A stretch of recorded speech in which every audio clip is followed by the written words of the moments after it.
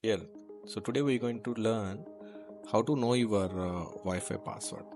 So before starting this video, please do subscribe in order to get the more such kind of videos. So let's go to our video.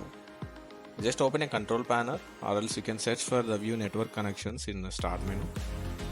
So just click on the view network connections. There you can see the network and internet, right? You need to click on the network and internet. Now it will lead to a page where you can see the network and sharing center. You just click on that network and sharing center. So once you click on that, it will show you the connections with your Wi-Fi name. You just click on your Wi-Fi name for which you would like to know the password. Once you click on that, there is an option wireless properties. Just click on that, and here you can see a tab called security.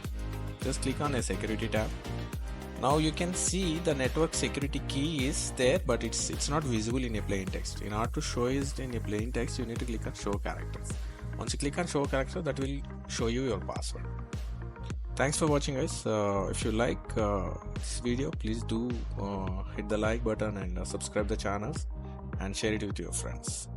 Further videos, please do comment what kind of videos you want. I'll try to prepare those videos for you guys. Have a nice day.